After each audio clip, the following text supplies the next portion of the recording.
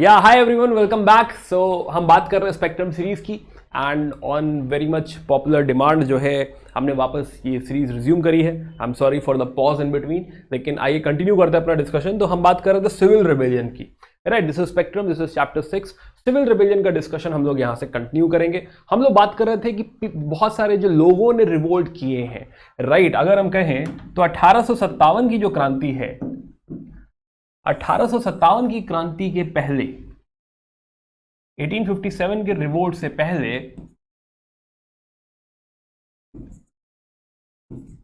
बहुत सारे छोटे मोटे रिवोल्ट हुए हैं, बहुत सारे छोटे बड़े रिवोल्ट हुए हैं, और तब कहीं जाके 1857 की क्रांति हमें देखने को मिलती है, राइट। नाउ ये जो रिवोल्ट्स हुए हैं इसमें सिविल रिबेलियन का भी हम लोग डिस्कशन कर रहे हैं, सिविल रिबेलियन। और 1857 की पहले की क्रांति में ही पीजेंट रिबेलियन कहीं ना कहीं, जो किसान है वो कहीं ना कहीं इसी का पार्ट, राइट। तो इसी डिस्कशन को कंटिन्यू करते हैं, राइट। बात करते हैं सिविल रिबेलियन की। ऑलरेडी इसके पहले के जो सिविल रिबेलियन है वो पिछले में पढ़ा चुका हूं, राइट। आप ये प्लेलिस्ट चेकआउट कर सकते हैं, प्लेलिस्ट में हमने शुरू से ही बात करी हुई है, वहां पे डिस्कशन आप देख सकते हैं। तो मैं Abhishek Shrivastava, I am core faculty for UPSC CSE at UPSC Wala, and I am an author and faculty for history and culture. बाकी आप मेरे बारे में यहाँ से पढ़ सकते हैं। आइए बात शुरू करते हैं। तो आज जो हमारा जो टॉपिक है वो हम ये सारे रिबेलियंस की बात करेंगे। पाइका से शुरू करेंगे and will go till Moplah revolt, and today we will end the civil rebellion in this video, right. So शुरू करते हैं खुर्दा अपराइजिंग या फिर पाइका रिबेलियन। दोनों बातें एक ही हैं। खुर्दा अपराइजिंग भी इसी को कहा जाता है, पाइका भी एक ही बात है, 1817। तो पहले मैं इसका बैकग्राउंड आपको बता दूं थोड़ा सा, कि ये जो जगह है भुवनेश्वर के थोड़ा सा पास उड़ीसा में, दिस इज खुर्दा। अब यहां के महाराज हुआ करते थे महाराजा बृज किशोर देव, राजा बृज किशोर देव हुआ करते थे, राजा बृज किशोर। और हुआ यूं कि यहां पे मराठास का बहुत ज्यादा इन्वेजन हुआ, एंड मराठास के इन इन्वेजन की वजह से राजा बृज किशोर देव, जो कि एक बहुत ही अच्छे एग्रीकल्चरल एरिया को बिलोंग करते हैं, ये जो एरिया है खुर्दा जो है काफी रिच एग्रीकल्चरल एरिया है, और काफी जो जमीनें हैं, काफी जो स्टेट्स हैं, वो काफी हद तक मराठास के हाथ में चले जाते हैं। तो कहीं ना कहीं एक दुश्मनी है, एक डिसरिगार्ड है मराठास को लेके, जब हम बात करते हैं राजा बृज किशोर देव की। Now because of this initial conflict, होता क्या है कि इनके बाद इनके जो बेटे हैं, इनके बाद जब इनके बेटे राजा बनते हैं, महाराज मुकुंद देव, मुकुंद देव टू, मुकुंद देव टू कहीं ना कहीं इस चीज का रिगार्ड रखते हैं। और जब एंग्लो मराठा वॉर होता है, एंग्लो मराठा हम पढ़ चुके हैं पीछे, एंग्लो मराठा वॉर होता है, तो यहां पे मुकुंद देव सपोर्ट करते हैं ब्रिटिशर्स को, ये सोचकर कि किसी ना किसी दिन जब अंग्रेजों का अपर हैंड होगा इस एरिया में, तो जो उनकी जमीन चली गई है, जो चीजें यहां पे वो लूज कर गए। For example most important Puri temple जो है वो भी मराठास के पास चला गया। तो उनको ऐसा लगता है कि हाँ भाई, जब हमारा राज्य वापस होगा या अंग्रेजों का जब अपर हैंड होगा मराठा पे, तो he will be oblige, he will be given all these territories back, उनको पूरी मंदिर की कमांड भी मिल जाएगी, और मोस्ट इंपॉर्टेंटली कि हाँ पूरा सपोर्ट अंग्रेजों का यहां पे मिलेगा, राइट। लेकिन जब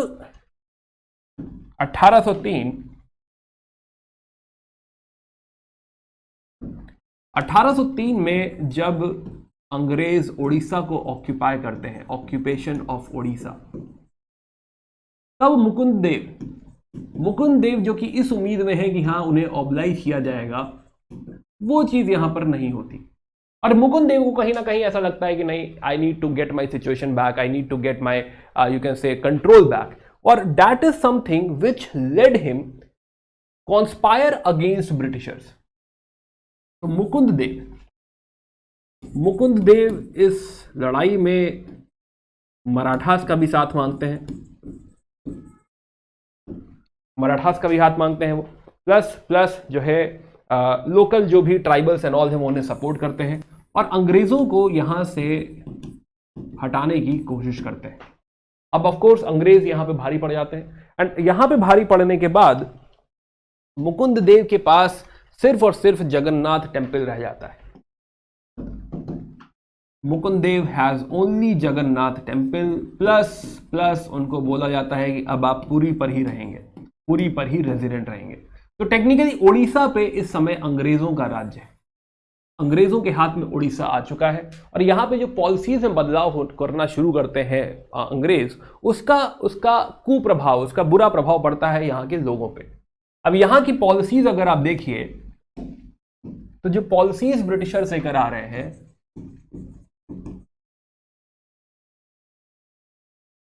सबसे पहली बात कि वो कोशिश कर रहे हैं कि हाँ रेवेन्यू सेटलमेंट, नया तरीका कि हाँ किस तरीके से किसानों से पैसा लिया जाए।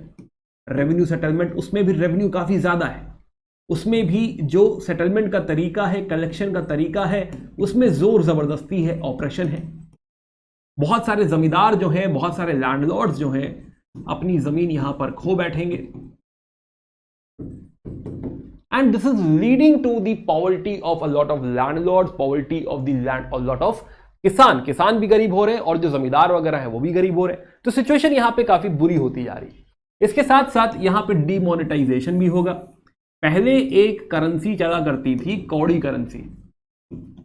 कौड़ी करेंसी कहेंगे ना ये नहीं चलेगा भाई, कौड़ी करेंसी की जगह एक दूसरी करेंसी लेके आ जाएंगे, सिक्का, सिल्वर कॉइन चला करेगा। और जो रेवेन्यू इकट्ठा करेंगे वो हम इसी नई करेंसी के हिसाब से ही करेंगे। क्या ये सिचुएशन बुरी हो रही है? काफी सिचुएशन बुरी हो रही है। जिनके पास भी जो पुराना पैसा पड़ा हुआ, जैसे आपने डीमोनेटाइजेशन में देखा था, सिचुएशन खराब हो गई थी, राइट। तो यहाँ तो हम करप्शन की बात करते हैं डीमोनेटाइजेशन में, बट यहाँ पे कौड़ी, जो लोगों के पास लेजिट मनी था, सही पैसा था, वो भी अब वो लोग यूटिलाइज नहीं कर सकते, राइट। तो सिक्का, जबरदस्ती आपको ये नया वाला जो है पैसा चाहिए और इसी से आप रेवेन्यू पे कर सकते हैं। इसके साथ साथ इन्होंने कहा कि भाई जो सॉल्ट ड्यूटी वगैरह है, सॉल्ट ड्यूटी ये भी बढ़ा दिया जाए।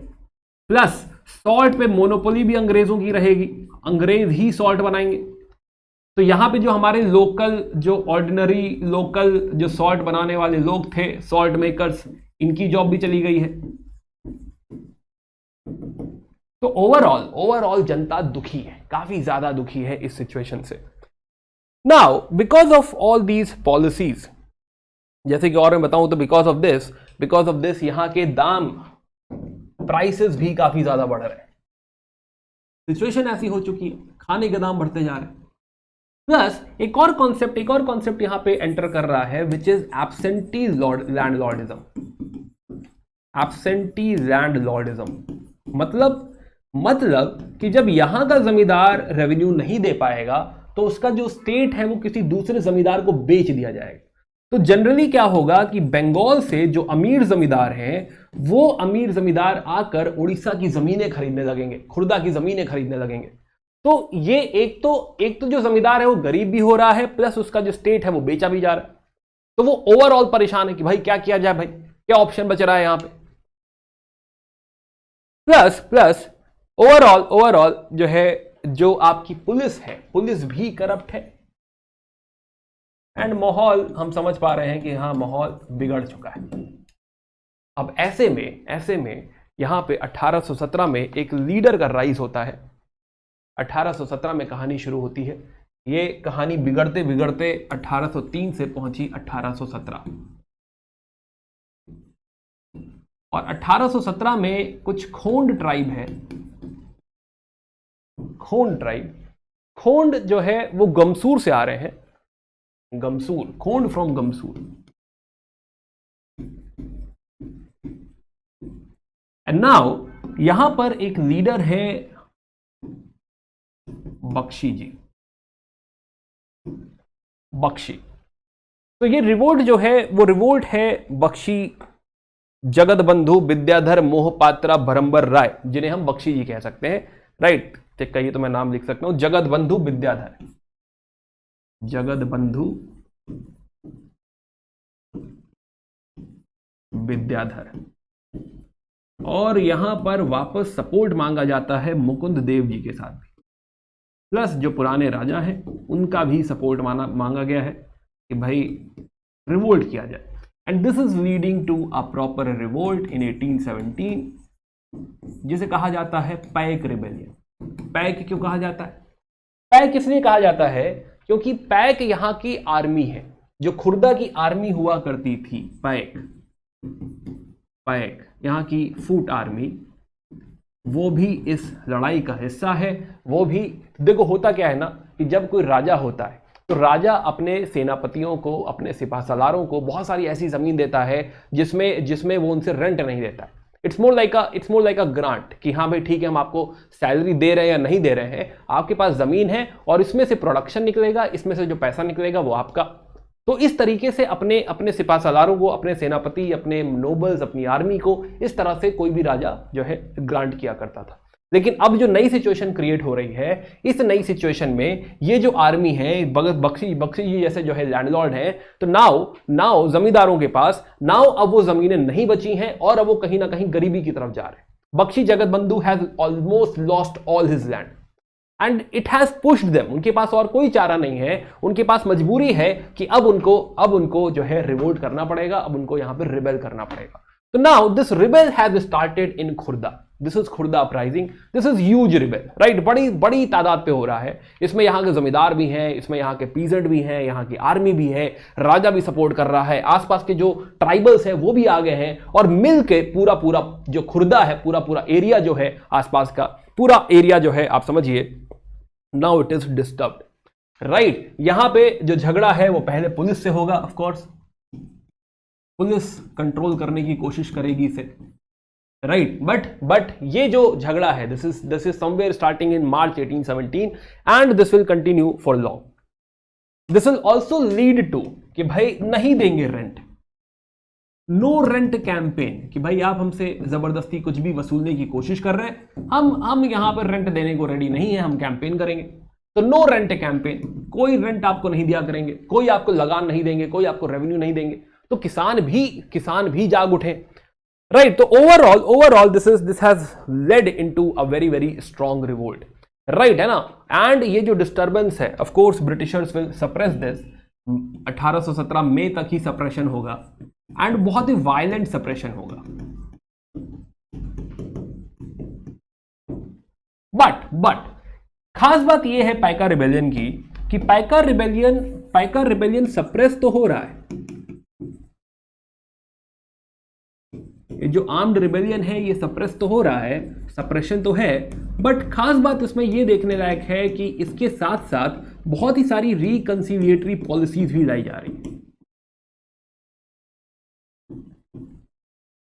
लोगों को पैसिफाई करने की कोशिश करा जा रहा है कि भाई नहीं, हम अपनी पॉलिसी वापस ले लेते हैं, हम जो है क्या बोलते हैं, जो आपकी परेशानियां हैं ये काफी हद तक यहाँ पे दूर कर देते हैं। तो ये कहीं ना कहीं माना जाता है कि ये लोगों की, राइट, लोगों की एक बड़ी जीत है, राइट। जगत बंधु बख्शी जी, हाँ, जगत बंधु विद्याधर जी, राइट, है ना। तो ये उनकी जो है ओवरऑल उनको माना जाता है कि हाँ जो है this is a big victory bye them, right. And finally will find कि हाँ बहुत बड़े जो रेवेन्यू पेंडिंग थे, एरियर हुआ करते थे, वो मना कर दिए जाएंगे कि हाँ भाई ठीक है, कोई बात नहीं, राइट, वापसी है। प्लस जो असेसमेंट में ओवर ज्यादा चार्ज किया जा रहा था, ओवर जो है चार्जिंग करी जा रही थी, ओवर असेसमेंट किया जा रहा था, बोला कि नहीं भाई आपका रिडक्शन कर देते हैं, लैंड रेवेन्यू भी रिड्यूस कर देते हैं, राइट। जो स्टेट बेचे जा रहे थे उनको नहीं बेचा गया, उनको बोला गया कि नहीं बेचेंगे भाई, ठीक है रख लो, झगड़ा मत करो, रिबेल मत करो, ठीक है रख लो इनको।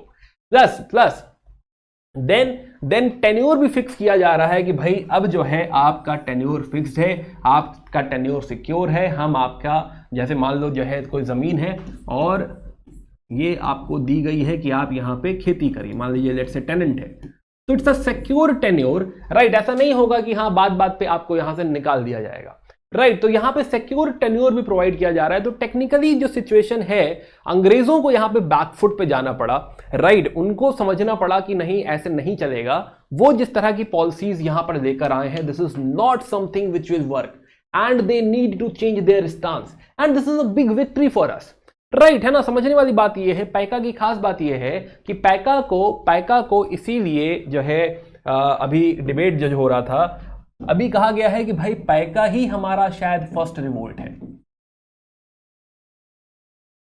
Right. First revolt of independence जो है वो पैका को कहा जा सकता है, क्योंकि इसको हल्के में नहीं लिया जा सकता, इसको छोटा नहीं माना जा सकता। ये छोटा विद्रोह नहीं है। छोटा विद्रोह इसलिए नहीं है, रीजन कि भाई एक तो इसमें राजा भी है, पीजेंट भी है, जमींदार भी है, हर कोई मिलकर आवाज उठा रहा है, ये एक बड़ी बात है। दूसरी बात अंग्रेजों ने यहां पे हार मानी है, बैकफुट पे गए हैं, उन्होंने अपनी गलती मानी है, और ये जो भी पॉलिसीज वो लोग रन कर रहे थे उनको रियलाइज हुआ कि हाँ ये गड़बड़ है। This will lead to a very very strong operation, sorry very very strong revolution, and they need to change their stance, they need to change their policy. हालांकि जगत बंधु जो है, अच्छा यूनिटी में अगर आप देखिए तो यूनिटी में इनफैक्ट जगत बंधु जी के ऊपर इनाम रखा गया है, राइट, कि हाँ अगर इनको कोई पकड़ा देगा तो देन जो है ही विल बी रिवॉर्डेड। तो ऐसा अवार्ड भी रखा गया है उनके नाम पे, समझ रहे हो, जैसे वो पूछता है कि हमारे ऊपर कितना इनाम रखे, हाँ तो ये इनाम भी रखा गया है भाई कि हाँ जो है अगर कोई पकड़ा देगा तो उसको जो है इनाम मिलेगा। बट नहीं, कोई यहाँ पे यूनिटी भी देखने लायक है कि कोई इस इनाम के चक्कर में जगत बंधु जी का नाम नहीं बताएगा। प्लस इनफैक्ट जगन्नाथपुरी के जो पंडित हैं, पंडित वगैरह भी जो है यहाँ पे पूरी तरह इस रिवोल्ट को सपोर्ट करेंगे, राइट। तो ओवरऑल जितने भी तबके के लोग हैं, सारे ही लोग इस रिवोल्ट का हिस्सा हैं। ये एक बड़ी बड़ी विक्ट्री हमारे हाथ लगी है during Paika rebellion, during Khurda विद्रोह, राइट। एंड इसीलिए ये जायज होगा कि अगर हम कहें कि हाँ ये फर्स्ट वॉर ऑफ इंडिपेंडेंस की तरह ट्रीट किया जा सकता है, क्योंकि इसमें यूनिटी भी देखने को मिल रही है, लोग देखने को मिल रहे हैं सारे, प्लस अंग्रेजों का बैकफुट पे जाना भी हमको दिख रहा है, राइट है ना। This war will continue for long. हालांकि मेन खुर्दा पे इसको सप्रेस कर दिया जाएगा, but overall nearby areas में it will continue for long. And Jagat Bandhu जो है 1825 में माना जाता है कि हाँ ही विल बी कॉट, है ना, उनको पकड़ा जाएगा। एंड कहा जाता है कि हाँ उन्हें जेल में डाला गया और बाय 1829 ही डाइड, है ना, तो जेल में ही उनकी डेथ हो जाती है, राइट। तो ये हमारा पहला आज का विद्रोह है विच इज खुर्दा विद्रोह और पाइका रिबेलियन 1817। और इसको जो है अगर कोई कहे कि हाँ भाई फर्स्ट वॉर ऑफ इंडिपेंडेंस है, तो आप उसको जस्टिफाई कर सकते हैं कि हाँ देयर आर रीजंस कि हाँ उसके बारे में ऐसा कहा जा रहा है। हम इसमें बिल्कुल भी डिस्काउंट नहीं कर रहे हैं, बिल्कुल भी ये नहीं कहना चाहते कि 1857 की लड़ाई कहीं से कम है। हम ये कहना चाहते हैं कि पाइका को भी उतना ही रिकॉग्निशन मिलना चाहिए, जो कि रिकॉग्निशन उसे नहीं मिला है, राइट, वो रिकॉग्निशन पाइका रिबेलियन को भी यहाँ पे मिलना चाहिए। खैर तो दूसरे रिवोल्ट में बढ़ते हैं, बात करते हैं वगैरह अपराइजिंग। अगेन देखो यूपीएससी की पढ़ाई कर रहे हैं तो जो है समझो कि ऐसा नहीं है कि हर अपराइजिंग की गली गली में हमको जाना है, बॉल टू बॉल कमेंट्री पढ़नी है, नहीं ऐसा नहीं है। What our approach should be कि हाँ आर अप्रोच शुड बी कि हाँ we should recognise that revolt, plus उसमें अगर कोई मेजर लीडर है, उसमें कोई ऐसा मिसलेनियस पॉइंट है जो कि यूपीएससी एमसीक्यू का पार्ट बन सकता है, that is something which we need to understand, right. तो वगैरह अपराइजिंग अगेन एक छोटी सी revolt again same time 1818-1820। Now होता क्या है, देखो वही बात है कि हाँ जब राजा है तो राजा अपने सैनिकों को सपोर्ट कर रहा है, राजा है तो सैनिकों को बहुत सारे प्रिविलेजेस मिल रहे हैं, नॉट ओनली सैनिक, आपके नोबल्स, आपके सेनापति, राइट, आपके जो भी जो है सिपा सलार हैं, राइट, उनको सपोर्ट मिल रहा है। बट वगैरह अपराइजिंग भी कुछ इसी लाइंस पे है।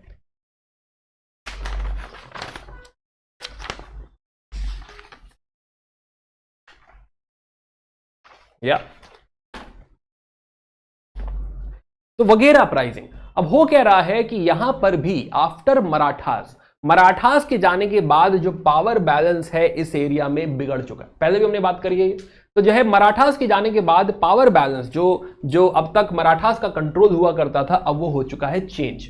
और जो बड़ौदा के राजा हैं अलॉन्ग विद ब्रिटिशर्स, अब हो क्या रहा है कि बड़ौदा के राजा के ऊपर प्रेशर है कि हाँ भाई हमको रेवेन्यू चाहिए, ये बड़ौदा का मैप है ना, तो यहां का जो राजा है वो भी प्रेशर कर रहा है कि भाई हमको रेवेन्यू चाहिए, प्लस ब्रिटिशर्स तो है ही है। तो ओवरऑल सेम सिचुएशन, यहां भी वही सिचुएशन कि हाँ वो कोशिश कर रहे हैं कि हम ज्यादा से ज्यादा रेवेन्यू यहां पे एक्सट्रैक्ट कर लें। एंड बिकॉज ऑफ दिस आपके ओखा मंडल, ये जो जगह आपको दिख रही है दिस इज ओखा मंडल, ओखा मंडल में जो है हुआ करते थे वगैरह, एंड दे हैड रिवोल्टेड। तो सिमिलर कहानी जो है, खाली आप पहचानिए कि ओखा मंडल के जो वगैराज हुआ करते थे, they will revolt in 1880 and 1818 and finally this will continue till 1820 जब पीस ट्रीटी हो रही है। पीस ट्रीटी तक ये कहानी कंटिन्यू करेगी। खैर अगेन आगे बढ़ते हैं तो बात करते हैं अहोम रिवोल्ट की। अहोम अहोम हमने पहले बात करी है मोमरियाज की कि हाँ Moamarias were the internal low caste peasant जो कि यहां पे रिवोल्ट करते हैं और ओवरऑल यहां पे सिचुएशन काफी कमजोर हो चुकी है।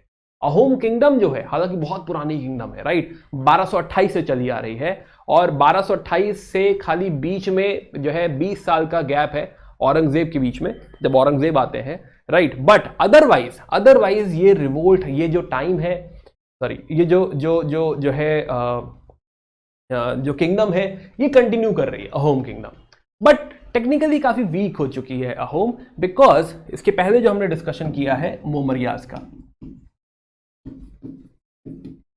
अब because of the peasant revolt of Moamarias, इसे भी टाइमलाइन पर डालते हैं, राइट। तो कहानी शुरू वैसे हुई है 1228 में, जब म्यांमार से फाउंडर आते हैं Sukaphaa,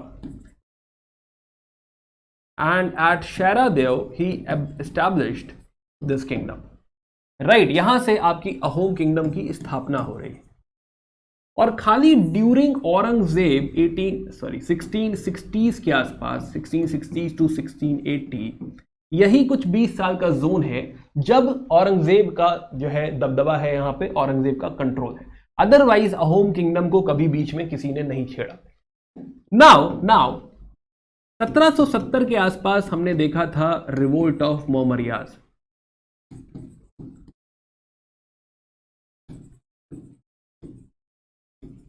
and because of this revolt जो अहोम किंगडम है वो थोड़ा सा कमजोर हो रही है internally, and they had asked the help from the Britishers. Plus Britishers भी इंटरेस्टेड है, क्यों? क्योंकि ब्रिटिशर्स चाहते हैं कि हाँ उनका बर्मा में, म्यांमार में कंट्रोल हो, एंड अब वो अहोम किंगडम में जब वो आ चुके हैं, because of this finally 1826 is treaty of Yandabo, जिसके तहत जो ट्रीटी किसके साथ है? बर्मा के साथ ट्रीटी है। अब इसी ट्रीटी के तहत यहीं पर अंग्रेज जो है, जिनको असम छोड़ के चले जाना चाहिए, वो यहां पर 1828 तक कोशिश कर रहे हैं कि अहोम को भी इनकॉर्पोरेट कर लिया जाए, इस किंगडम पे भी अपना कब्जा जमा लिया जाए, इनको भी एनेक्स कर लिया जाए। उनको दिख रहा है कि हाँ किंगडम थोड़ा कमजोर हो चुकी है इंटरनली, तो व्हाई नॉट, मौके का फायदा उठा लिया जाए, राइट। तो this is something they want at this point of time, right. Now after this, because of this 1828 में we will observe 1828 there is Gomdhar Konwar. तो यहां पे जो राजकुमार हैं Gomdhar Konwar will actually lead this revolt, और जोरहाट में, just a second, this is the point, this one. तो जोरहाट में somewhere he will crown himself, Gomdhar Konwar, और यहां से ये रिवोल्ट जो है विद द ब्रिटिशर्स, यहां पे गोमधार कनवार अपने आप को किंग डिक्लेयर कर देंगे, एंड यहां से ये रिवोल्ट चालू हो जाएगी। He will also be supported by other leaders like Dhananjay बोंगोहैन है, जयराम खरगरिया फुकन है, right? है ना? So the other leaders are also there in his support, but it is mainly Gomdhar Kanwar who is basically leading this. And because of this revolt, Britishers will be bound to give this kingdom back to Maharaja Purandar Singh Narendra. Purandar Singh Narendra, and because Purandar Singh Narendra ये भी बहुत ही temporary जो है, you can से settlement है, और यहां पे जब वो रेवेन्यू नहीं दे पाएंगे, रेवेन्यू में डिफॉल्ट करेंगे, तो by 1838 anyway this territory will be annexed. तो ये छोटी सी कहानी गोमधर कनवार जी के यू कैन से जो है प्रयास की है कि उन्होंने रिवोल्ट किया है, रिबेल किया है कि हाँ हम जो है ये अंग्रेजों की जो नीति है इसे नहीं कामयाब होने देंगे। बट क्या सक्सेस हाथ लगी है? नहीं, ऑफ कोर्स सक्सेस तो हाथ नहीं लगी है, बट स्टिल कोशिश जो है यहाँ पे गोमधार कनवार जी की रही है। तो छोटी सी कहानी अहोम रिवोल्ट की है, दिस इज 1828। और आगे बढ़ते, कहानी आगे बढ़ाते हैं और जो है बात करते हैं सूरत सॉल्ट एजिटेशन 1840s। तो अब हम धीरे धीरे 1857 की तरफ बढ़ रहे हैं, राइट। 1817 में हमने देखा पैकास, 1820 में हमने देखा वगैरह, 1828 हमने देखा सूरत जो है अहोम रिवोल्ट। नाउ बात करते हैं सूरत सॉल्ट एजिटेशन की। नाउ अगेन बहुत ही छोटी सी कहानी, सूरत। अब सूरत में हो क्या रहा है, अगेन इंपैक्ट वही, मराठास नहीं रहे, एंड बिकॉज ऑफ दिस अंग्रेज यहां भी मनमानी कर रहे हैं, एंड ये लोग सॉल्ट पे ड्यूटी बढ़ा देंगे। सॉल्ट ड्यूटी जो 50 पैसा हुआ करती थी उसको कुछ कर देंगे 1 रुपया। और जब सॉल्ट ड्यूटी बढ़ा दी, देखो यहां पर रिवोल्ट से भी ज्यादा इंपॉर्टेंट है कि सॉल्ट एजिटेशन में, जो सूरत का सॉल्ट एजिटेशन है उसमें मेथड क्या है, मेथड इज मोर इंपॉर्टेंट। तो जब इन्होंने ऐसा किया कि भाई सॉल्ट ड्यूटी बढ़ा दी, तो लोग यहां पर जो है बॉयकॉट पे उतर आए।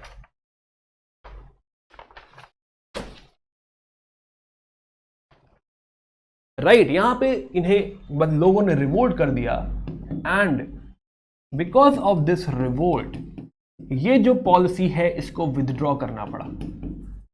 देखो एक बार जब आपको पता चल जाता है कि नेगोशिएट कैसे करना है, देन यू नो कि हाँ कोई भी अगर दोबारा भी कुछ हो रहा है तो नेक्स्ट थिंग आपको क्या करना चाहिए, यू हैव दैट अंडरस्टैंडिंग। तो पहली बार 1844 में जब अंग्रेजों ने कोशिश करी कि सॉल्ट ड्यूटी बढ़ा दी जाए, तब सूरत में हमें इस तरह का रिवोल्ट देखने को मिला। Second time again in 1848, next 4 साल के बाद ही 1848 उन्होंने सोचा कि लाओ भाई कुछ स्टैंडर्ड वेट वगैरह इंट्रोड्यूस किया जाए, standard weight measurement system, right. और यहां पे हमको देखने को मिलता है पैसिव रेजिस्टेंस। अब पैसिव रेजिस्टेंस क्या होता है ये हम आगे समझेंगे, बट ये कहीं ना कहीं मॉडर्न तरीका हमें देखने को मिलेगा, राइट। पैसिव रेजिस्टेंस टेक्निकली हमें यहां से एज अ मेथड हमें कम से कम 70 साल बाद देखने को मिलेगा, 1905 में कहीं देखने को मिलेगा, राइट। 60 साल लगा लो कि हाँ जो है 1905 में हमको पहली बार पैसिव रेजिस्टेंस वगैरह का नाम सुनाई देगा। बट पैसिव रेजिस्टेंस पहली बार अगर हम देखें तो सूरत सॉल्ट एजिटेशन में ऑलरेडी यूज हो रहा है, यहां पे ऑलरेडी बॉयकॉट यूज हो रहा है, which shows the maturity of the people, कि अगर हम अंग्रेजों का बॉयकॉट करेंगे, अगर हम उनका सामान नहीं खरीदेंगे, अगर हम उनकी पॉलिसीज का बॉयकॉट करेंगे, देन अंग्रेजों पे बहुत इंपैक्ट पड़ेगा, राइट। अगर हम पैसिव रेजिस्टेंस करेंगे, अगर हम लड़ाई झगड़ा ना करके पैसिव रेजिस्टेंस कि हम खड़े हैं आपकी बात नहीं मानेंगे, अगर हम इस तरह की रेजिस्टेंस करेंगे तो this is something which will have a very strong impact on the Britishers, उनके ऊपर अच्छा खासा इंपैक्ट पड़ेगा, and we can have our things, we can have our way, and because of this इसको भी विथड्रॉ कर दिया गया। तो इस छोटी सी रिवोल्ट में देखने लायक ये है कि यहां के मेथड जो है boycott, passive resistance, this is something जो हम 1905 के स्वदेशी मूवमेंट में यूज करने वाले हैं। ये 60-70 साल पहले यूज होना, this is something surprising, and this also shows the maturity of our leaders कि हाँ इस एरा में भी, इस जो है टाइम पे भी दे हैड दिस मैच्योरिटी कि हाँ इस तरह के मेथड को रिजॉल्व किया जा सकता है। Moving to next small story, Kolhapur and Sawantwadi revolt. Now similar lines,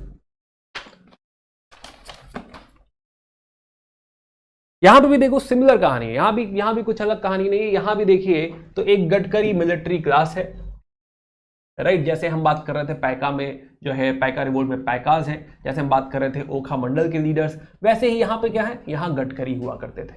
now this is Maharashtra में, this is your Sawantwadi, this is Kolhapur, right. जो है कुछ 100 किलोमीटर की दूरी पे है ये लोग, दोनों एरियाज, कोल्हापुर एंड सावंतवाड़ी। कोल्हापुर शायद आपने जो है चप्पलों के लिए सुना होगा, कोल्हापुर जो है आपने सुना होगा जब हम लोग बात कर रहे थे साहू की, राइट। साहू जी जब जो है रिलीज किए गए थे तो उनकी जब लड़ाई हुई थी ताराबाई और शिवाजी 2 से, तो उसके बाद जो ताराबाई का जो घर था या ताराबाई को जो एरिया दिया गया था वो क्या था, कोल्हापुर हुआ करता था। तो कोल्हापुर, तो पुणे, सतारा, फिर कोल्हापुर, तो कोल्हापुर एंड सावंतवाड़ी रिवोल्ट में अगर हम देखें तो यहां पे भी कुछ मिलिट्री लीडर्स हुआ करते थे, राइट। गडकरी यहां पे भी पहले ये लोग मराठास के लिए काम करते थे, बट अब मराठास नहीं रहे। Under Marathas they had lot of privileges, but अब मराठास नहीं रहे। अब जब मराठास नहीं रहे तो वो सारे प्रिविलेजेस भी नहीं रहे, right. They are hereditary military class, समझ रहे, मिलिट्री क्लास नहीं, हेरिडिटरी, कि हाँ बेटा भी फौज में ही है।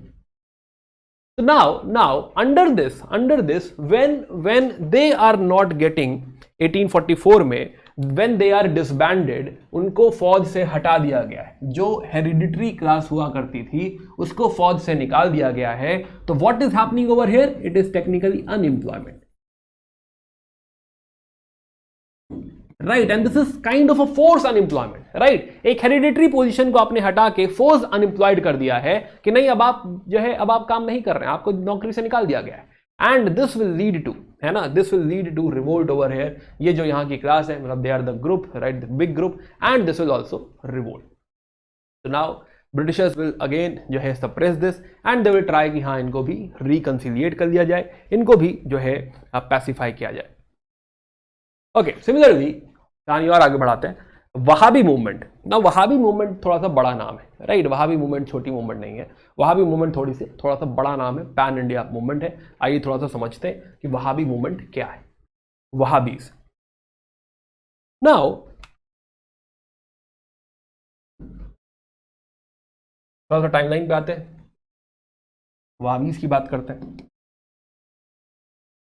वहाबी, वहाबी टेक्निकली जो टीचिंग है ये है अब्दुल वहाब की। अब्दुल वहाब, उन्हीं के नाम से वहाब आ रहा है, Wahab, Abdul Wahab, and he is of Saudi. Plus plus जो सेकेंड टीचर है यहाँ पे, he is Syed, sorry, Shah Wali Ullah, Shah Wali Ullah of Delhi, Shah Wali Ullah of Delhi.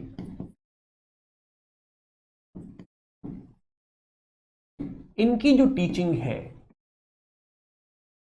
इनकी टीचिंग ही वहाबी का सोर्स है।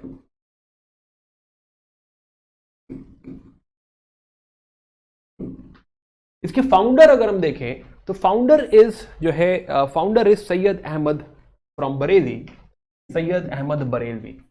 तो 1830 समवेयर, 1830 टीचिंग की बात करते हैं, Syed Ahmed Barelvi, Syed Ahmed Barelvi. Now the teaching is कि हाँ ये चाहते क्या है, ये कह रहे हैं कि जो अभी हिंदुस्तान है, राइट, अभी जो हिंदुस्तान है या स्पेशली जो पंजाब एरिया है, Punjab area, Hindustan area has technically converted into Darul herb.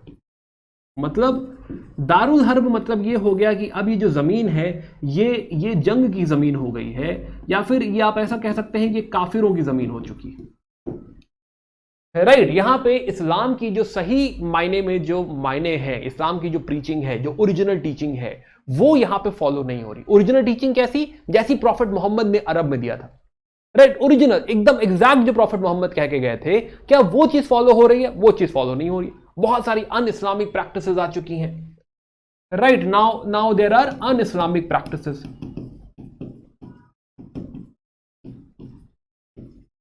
and we need to work on this and we have to convert, इसको बदलना होगा दारुल इस्लाम में, दारुल इस्लाम, लैंड ऑफ इस्लाम, इसको दारुल इस्लाम में कन्वर्ट करना होगा। और इसके लिए हमें लड़ना होगा। और जो पहली लड़ाई है, इनिशियल जो फाइट है, वो सिखों के खिलाफ। वाई?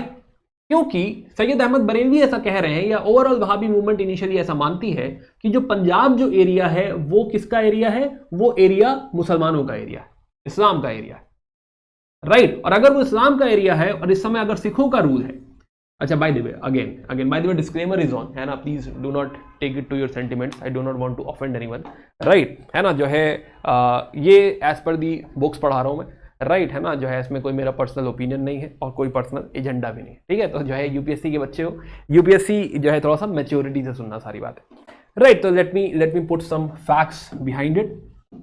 ये बात कहां से आ रही है? ये बात आ रही है एकदम रीसेंट, अगर जो है देखें हम 1800 के आसपास, तो 1800 में बिल्कुल रीसेंट अगर हम बात करें तो ये पूरा एरिया दुर्रानी का एरिया हुआ करता था, अहमद शाह अब्दाली का एरिया हुआ करता था।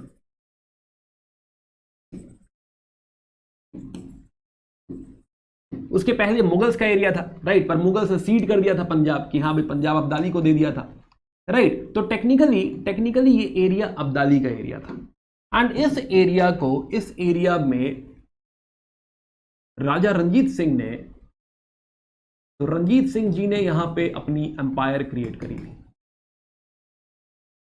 रंजीत सिंह, महाराजा रंजीत सिंह।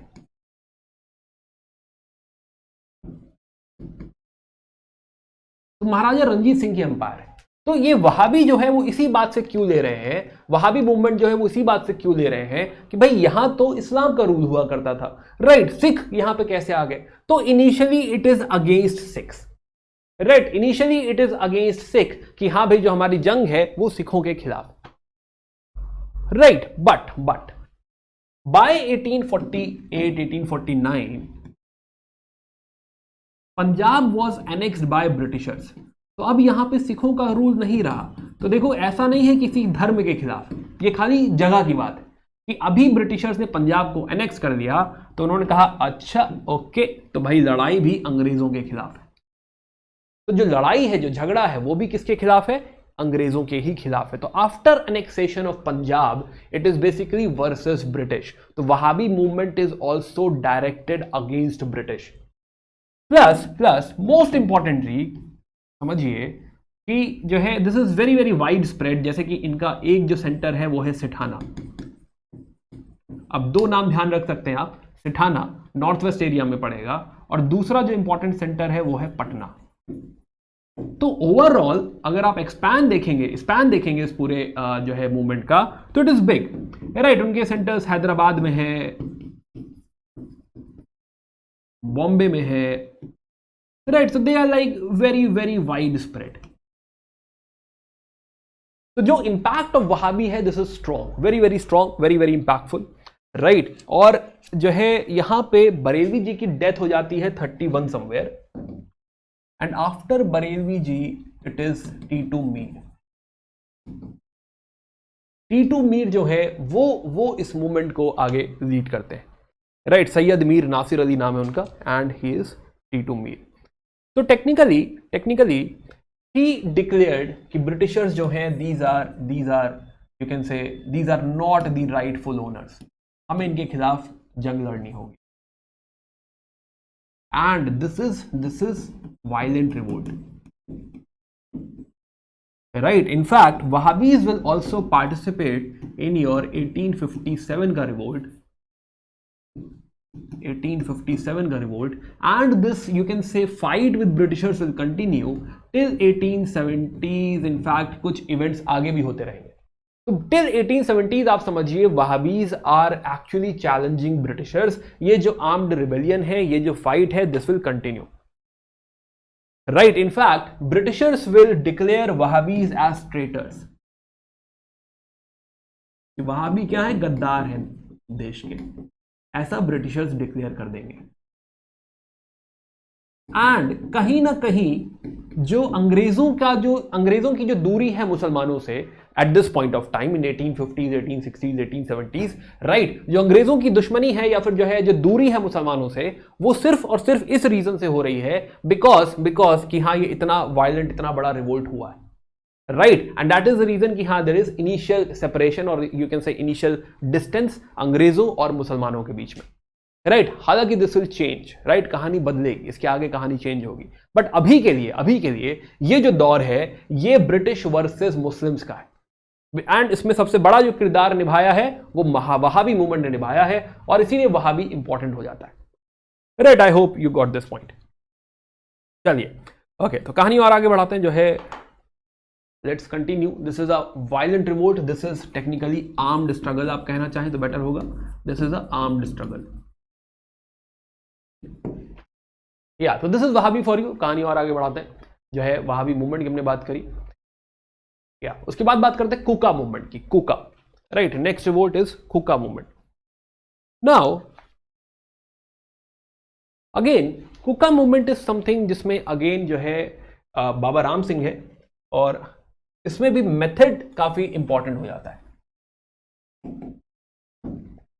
आइए समझते हैं कुका मूवमेंट। कुका मूवमेंट फाउंड हुआ है, कुका मूवमेंट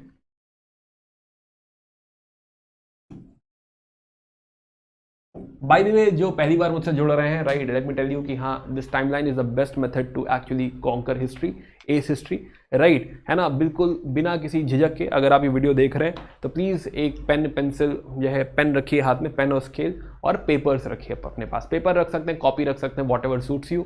और जितनी जल्दी ये लाइन खींचना शुरू होगी हिस्ट्री उतना आसान होता जाएगा, राइट है ना, बस आपको ये फोकस करना है कि हाँ कोई भी आप पॉइंट उठा रहे हैं, जैसे मैं बना रहा हूं मेरे साथ आप भी बनाइए। राइट, लिखिए ईयर लिखिए और थोड़ी देर में कहानी सिंपल लगने लग जाएगी। राइट, कि आपने पूरा देख लिया, टाइमलाइन देख लिया, and after some time, after some revision, ये टाइमलाइंस आपस में बात करने लगेंगे, आपको पूरी पूरी पिक्चर दिमाग में रहेगी कि हाँ कब क्या हुआ था, क्यों हुआ था, समथिंग।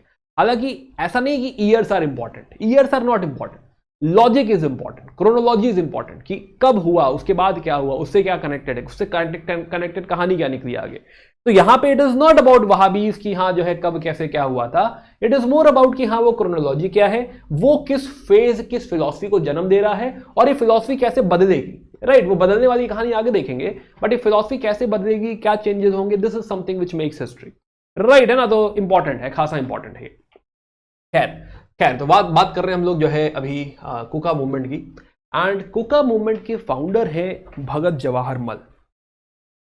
कहानी शुरू होती है 1840s में,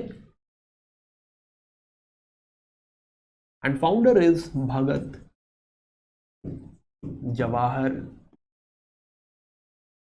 मल। अगर आप मेरे साथ बनाते चलेंगे तो आपके लिए भी काफी आसान हो जाएगा। भगत जवाहर मल। Now Bhagat Jawahar Mal is also called as Siya साहब,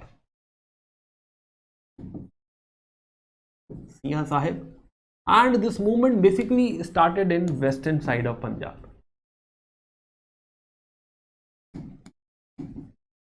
वेस्टर्न पंजाब की कहानी है ये। राइट, तो भगत जवाहर मल वेस्टर्न साइड से इन्होंने शुरू किया, and now later on after him this movement will be carried forward by another leader, Baba Ram Singh. Baba Ram, right, ये नाम फिर से आएंगे जब हम बात करेंगे सोशल रिफॉर्म मूवमेंट्स की। राइट, बिकॉज ये मिक्स है, ये रिवोल्ट भी है, राइट, ये रेजिस्टेंस भी है अंग्रेजों के खिलाफ, प्लस ये सोशल रिफॉर्म की कोशिश भी है। तो दोनों ही जगह, दोनों ही चैप्टर्स में ये बहुत ही इंपॉर्टेंट मुकाम रखते हैं, चाहे वो कुका मूवमेंट हो और चाहे ये आपका वहाबी हो। वहाबी को भी हम सोशल रिफॉर्म में फिर देखेंगे। चलिए, तो फिलहाल तो कुका मूवमेंट अगर हम देखें तो हमें दिख रहा है कि भाई एक मूवमेंट शुरू किया है, बाबा राम सिंह भी हैं, भगत जवाहर मल भी जो है ये फाउंडर है इसके। Right, and this movement is actually religious purification movement.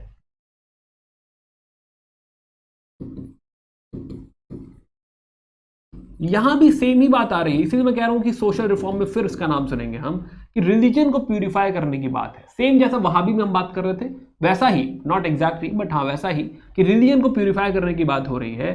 तो this is a religious purification movement, जिसमें बात करी जा रही है कि हाँ there should be improvement in the status of women.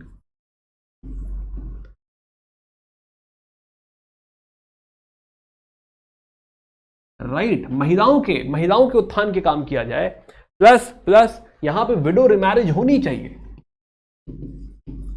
अगर कोई विडो है तो उसको दोबारा शादी करने का हक होना चाहिए। राइट, इंटरकास्ट मैरिजेस होनी चाहिए, यह साइलोज में नहीं जीना है। राइट, क्यों एक दूसरे से अलग होना है, तो इंटरकास्ट मैरिजेस होनी चाहिए, है ना। काफी लोग मुस्कुराने लगे होंगे कि हाँ सर होनी चाहिए। Right, then they talk about abolition of caste technically, कि हाँ कास्ट तो होनी ही नहीं चाहिए,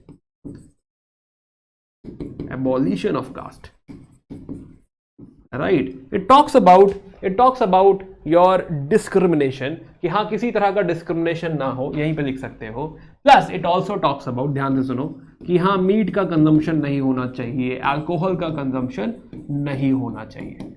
तो सोसाइटी में जो भी इश्यूज हैं, राइट है ना, उनको प्यूरिफाई करना, and this is basically for six, कि हाँ जो पंजाब में सिखों में जो है गलत प्रैक्टिसेस चली आई हैं, उन प्रैक्टिसेस से उबरना, उन प्रैक्टिसेस से निकलना, this is something aim of the Kuka movement.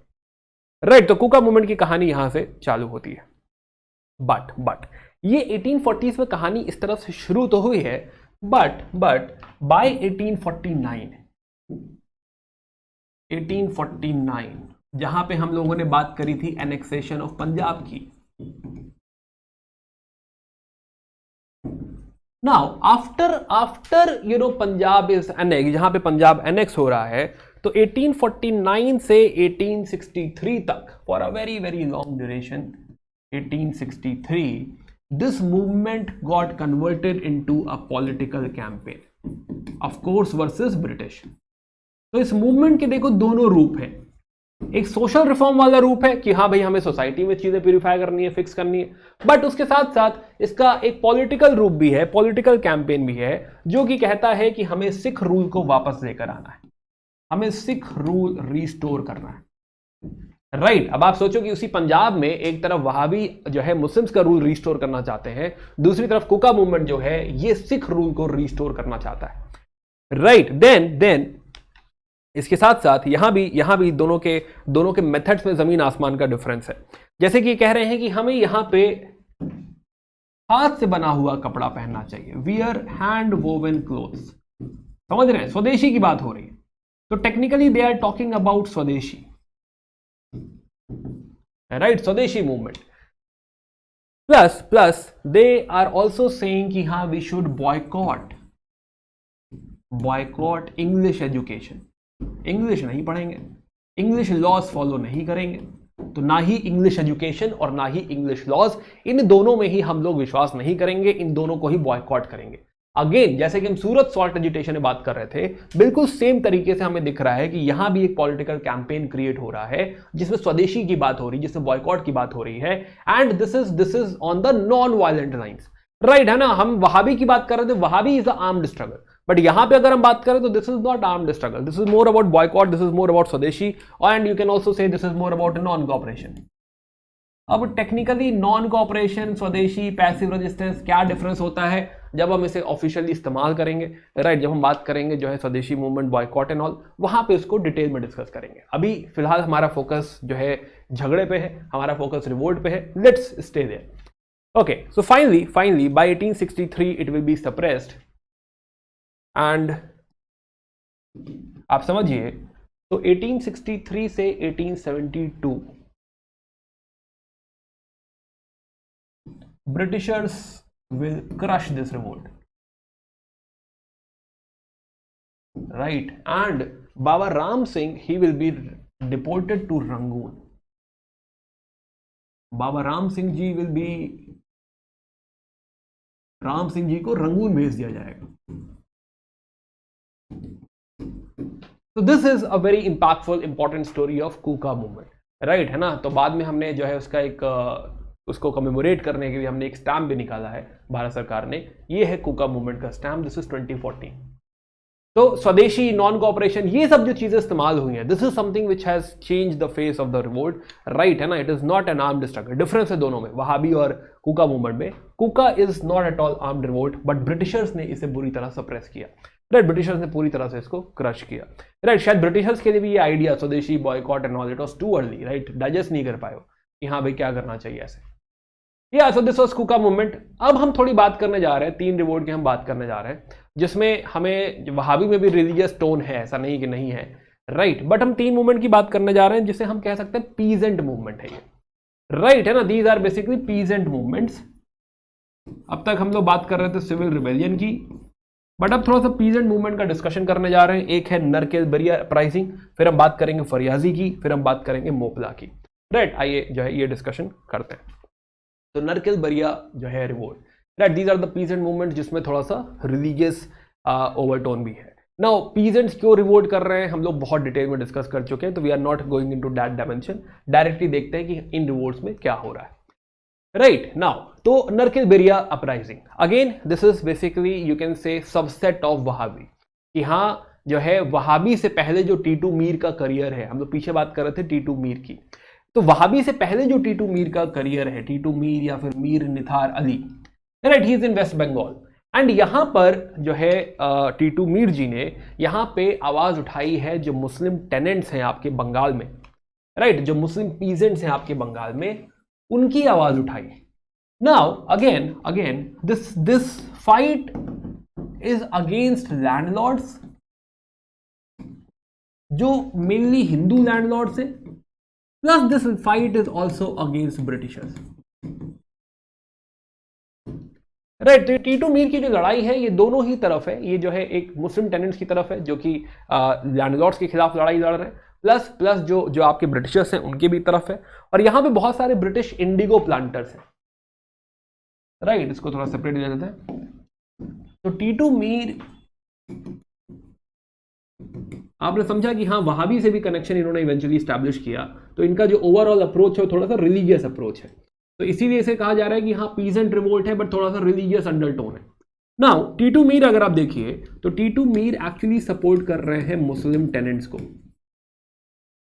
ना मुस्लिम टेनेंट्स जो हैं वो परेशान हैं, एक तो लैंडलॉर्ड्स जो हैं, हिंदू जमींदार जो हैं उनसे भी परेशान हैं,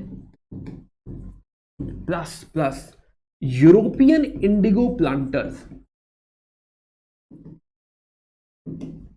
जो बंगाल में जबरदस्ती कह रहे हैं कि नहीं आपने कॉन्ट्रैक्ट साइन किया है, इतने एरिया पे आपको इंडिगो उगाना ही पड़ेगा, राइट है ना, जो है इतने पार्ट में उगाना पड़ेगा, तो 3 कट्ठे में या 1/3 पार्ट में, राइट, तो आपको इंडिगो उगाना पड़ेगा, और ये लोग नहीं उगाना चाहते, तो ये लड़ाई उनके भी खिलाफ है, यूरोपियन प्लांटर्स के भी खिलाफ है जो ऑपरेस कर रहे हैं, जबरदस्ती कर रहे हैं, और जो लैंडलॉर्ड्स हैं, जमींदार हैं, वो जो जबरदस्ती कर रहे हैं उनके भी खिलाफ है।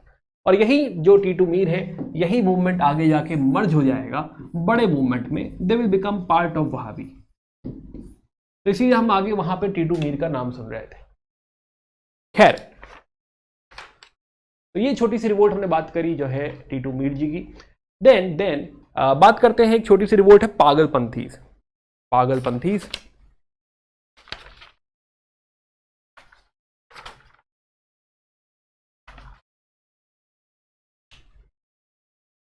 Just a second.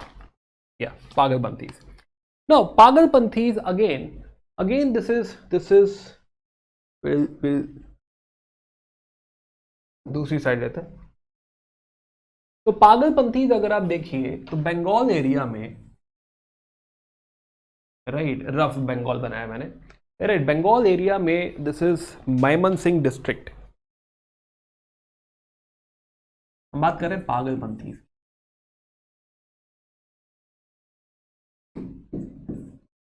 So this is मायमनसिंह district, और ये कहानी इस मायमनसिंह डिस्ट्रिक्ट की है, राइट। ये जो मूवमेंट है इसमें भी आपको रिलीजन भी दिखेगा थोड़ा, प्लस पॉलिटिकल मूवमेंट भी है, राइट। रिलीजन का जो से है वो बहुत ज्यादा नहीं है, इसीलिए इसको सेमी रिलीजियस भी कहा जाता है कि हाँ भाई सेमी रिलीजियस मूवमेंट है। And founder over here is करम शाह। फाउंडर इज करम शाह। करम Shah is the founder. Now इस मूवमेंट को बेसिकली इवेंचुअली जब लीड करेंगे तो स्टार्ट किया है करम शाह ने, बट इवेंचुअल लीडर हैं उनके बेटे टीपू शाह, राइट। और यहां भी जो लड़ाई जो है ये भी किसानों की लड़ाई है। तो मायमनसिंह डिस्ट्रिक्ट में जो बेसिकली ट्राइब है वो है Hajong tribe, Garo tribe, Hajong and Garo tribe, और ये सारे लोगों को इकट्ठा करेंगे। This fight is against again, Tipu बात कर रहे हैं टेनेंट्स की, किसानों की, और ये जा रहे हैं वर्सेस, सबसे पहली बात है जमींदार, राइट। जमींदारों के खिलाफ लड़ाई है कि हाँ भाई वही सेम मुद्दा कि हाँ भाई जो है जो आप जो हमसे रेंट इकट्ठा कर रहे हैं वो बहुत ज्यादा है, जो रेवेन्यू इकट्ठा किया जा रहा है वो काफी ज्यादा है, प्लस जो तरीका है आपका वो भी सही नहीं है। तो now here they have refused to pay rent, कि नहीं देंगे भैया, राइट है ना, रेंट ही नहीं पे करेंगे। तो this is basically again a no revenue campaign, no rent campaign, कि हम पे नहीं करेंगे। Plus it is not as simple. क्या करेंगे कि एक जगह है शेरपुर, ये लोग शेरपुर कैप्चर कर देंगे and they will take over the power. तो टेक्निकली इस जगह पे कब्जा ही कर लेंगे, राइट है ना। एंड देन आफ्टर दिस जब सप्रेशन होगा तो then they will all spread to Garo hills, right है ना। सो दिस डिस्टर्बेंस बिकॉज सब लोगों को पकड़ा नहीं गया है, तो दिस डिस्टर्बेंस जो है कंटिन्यू। तो ये आप समझिए कि हाँ 1825 की बात मान लीजिए, और 1830s 1840s अगेन इस जोन में, इस एरा में this fight, this basically these disturbances will continue for very very long. Right, तो ये छोटी सी रिवोल्ट है आपकी पागलपंथीज, अगेन एक छोटी सी डिस्ट्रिक्ट मैमन सिंह की डिस्ट्रिक्ट। इसी में एक और जगह है बंगाल में, फरीदपुर। राइट, तो थोड़ा सा मिड साइड में फरीदपुर, यहां की कहानी सुनते हैं। फरीदपुर, आई होप आप भी लिख रहे होंगे, राइट, है ना, यही नोट्स बना लो, this is good enough, maybe you can follow the book itself, मैं बुक ही पढ़ा रहा हूँ, राइट, तो you can follow the book. आप स्लाइड्स डाउनलोड भी कर सकते हैं जो है PW ऐप्स पे, वहाँ पे बुक समरी में आपको मिल जाएंगी ये सारी PDFs, राइट, वहाँ से भी आप पढ़ाई कर सकते हैं। राइट, तो बात करते हैं फरियाजी रिवोल्ट की। कहानी शुरू होती है फरीदपुर से, तो फरीदपुर की Faraizi revolt, फरियाजी,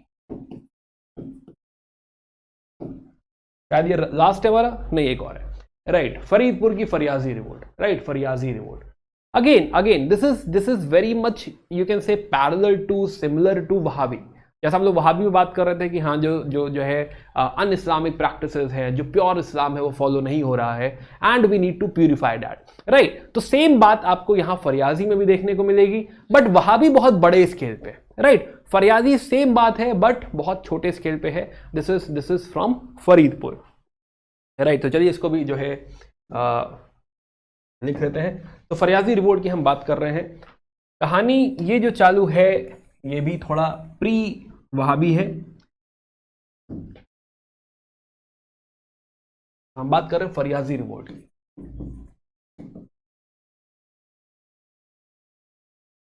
फरियाजी revolt, no Faraizi revolt, this is again founder, अगर हम देखें तो founder is Haji Shariatullah, Haji शरीयतुल्लाह,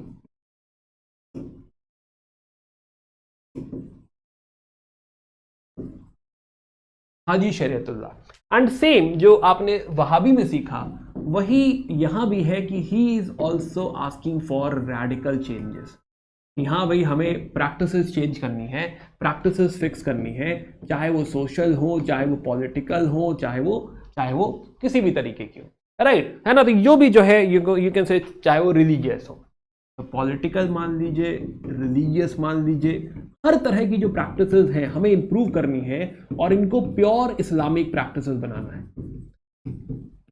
right. As we have discussed, Wahabi जैसा ही है बट बहुत छोटे स्केल पे है। दिस इज इन फरीदपुर, है ना, बंगाल में एक डिस्ट्रिक्ट की हम बात कर रहे हैं, फरीदपुर की बात कर रहे हैं। तो फरीदपुर से ये कहानी चालू हो रही है, हाजी शरीयतुल्लाह जी की कहानी है ये। एंड इनको भी इनके बेटे सक्सीड करेंगे, हिज सन दुदू मियां।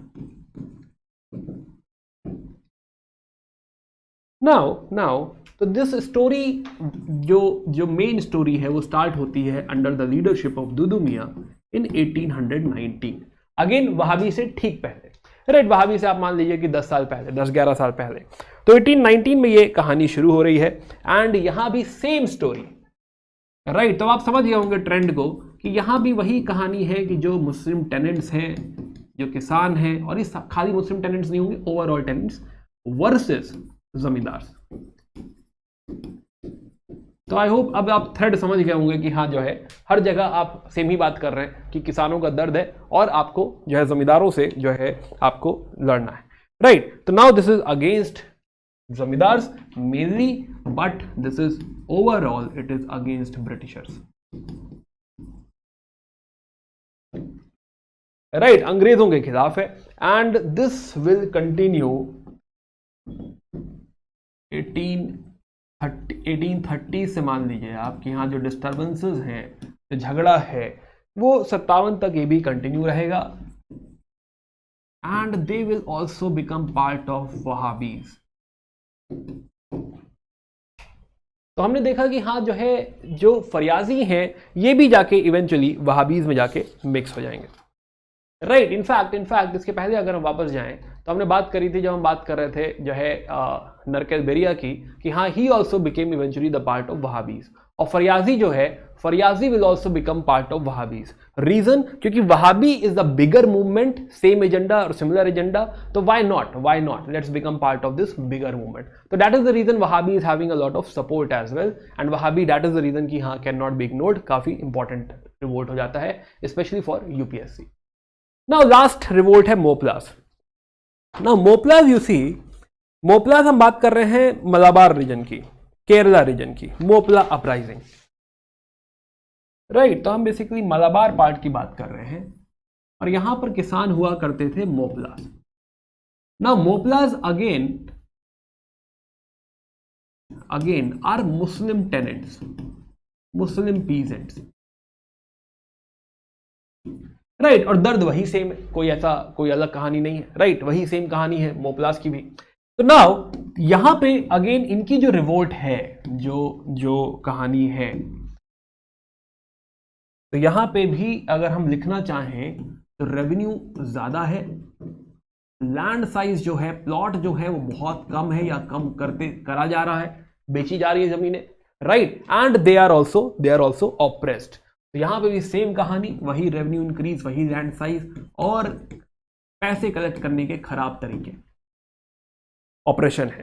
तो now this fight will start from 1836 और 1836 से 1854 तक, हमारी क्रांति से पहले कुछ 22 बार इन्होंने रिवोल्ट किया है, 22 टाइम्स, राइट। यहां पे एक और एंगल बहुत इंपॉर्टेंट हो जाता है कि जब हम बात करते हैं मोपलाज की, तो मोपलाज आर, व्हेन वी से,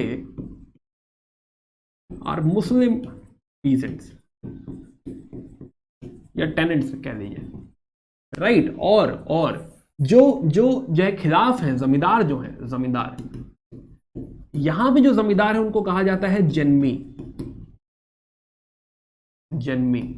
राइट। एंड ये सारे हिंदू हैं, तो हिंदू जमींदार है। तो टेक्निकली ये किसान और जमींदारों की ही लड़ाई है, बट आगे जाके जब हम लोग दोबारा बात करेंगे नॉन कोऑपरेशन मूवमेंट की, non cooperation movement, when we talk about 1921 में इसी झगड़े में थोड़ा सा कम्युनल एंगल आ जाएगा, हिंदू मुस्लिम का एंगल आ जाएगा, right. So this is Moplah uprising Malabar and this will become more significant. दोबारा बात करेंगे जब हम बात करेंगे नॉन कोऑपरेशन की, तब इस कहानी को वापस टेकअप करेंगे, राइट, है ना। तो मोपलाज अपराइजिंग, तो दीज आर ऑल योर जो है मेन रिवोल्ट्स, राइट। प्लस जो है अगर हम देखें, हम धीरे धीरे बढ़ रहे हैं 57 की तरफ, और 57 में जहां भी, ऐसा नहीं कि पैन इंडिया रिवोल्ट हो रहा है, पर 57 में जहां भी रिवोल्ट हो रहा है, स्पेशली यूपी रीजन में, बिहार रीजन में, राइट, जहां भी रिवोल्ट हो रहा है वहां पे आपको पार्टिसिपेशन दिखेगा। ऐसा नहीं कि पैन इंडिया, इसीलिए कहा जा रहा है कि लिमिटेड है, ऐसा नहीं कि पैन इंडिया रिवोल्ट पीजेंट्स का होगा, बट जहां भी रिवोल्ट होगा वहां पे आपको किसानों का, गांव का, विलेजर्स का अच्छा खासा जो है सपोर्ट, अच्छा खासा जो है पार्टिसिपेशन देखने को मिलेगा, राइट। खैर अभी पीजेंट ऐसा नहीं कि इतने ही रिवोल्ट हैं, पीजेंट्स की रिवोल्ट 1857 के बाद भी है, राइट। जैसे अभी हम बात जो है कर सकते हैं रंगपुर की, हम आगे बात कर सकते हैं इंडिगो रिवोल्ट की, आगे तिभागा होगा, आगे जो है चंपारण सत्याग्रह की हम बात करेंगे, बरदौली सत्याग्रह की बात करेंगे। तो ऐसा नहीं 1857 में पीजेंट रिवोल्ट एंड होने जा रहा है, बट हाँ अभी हमारा जो मुद्दा है वो 1857 तक के पीजेंट रिवोल्ट और सिविलियन रिवोल्ट की बात हमने करी है। आगे भी झगड़े होंगे, इसको आगे टेकअप करेंगे, बट फिलहाल we have completed all this, we have completed civil rebellion, right. And इसी के साथ हमने जो है छठे चैप्टर को थोड़ा सा और कंप्लीट कर लिया है। Next topic will take up again from chapter 6 only, which is tribal uprising. उसके बाद हम बात करेंगे सेपॉय की and will conclude this chapter 6, right. तो बाकी मिलते हैं इन द नेक्स्ट वीडियो। आगे पढ़ाई करते रहिए, मेहनत करते रहिए, bye bye, take care and अच्छा do comment and let me know समझ में आया नहीं समझ में आया, राइट। कोई सवाल है, कोई बात ऐसी है जो मैंने कम बताई हो, राइट, कुछ और डाउट है तो प्लीज़ जो है put it in the doubt segment, not doubt segment, comment segment, and will get back to you in the next video. या फिर जब भी मैं जो है कमेंट देखूंगा और उसके बाद जब वीडियो बनाऊंगा तो I will take up in that video, right, है ना। तो बाकी मिलते हैं, bye bye, take care, good day.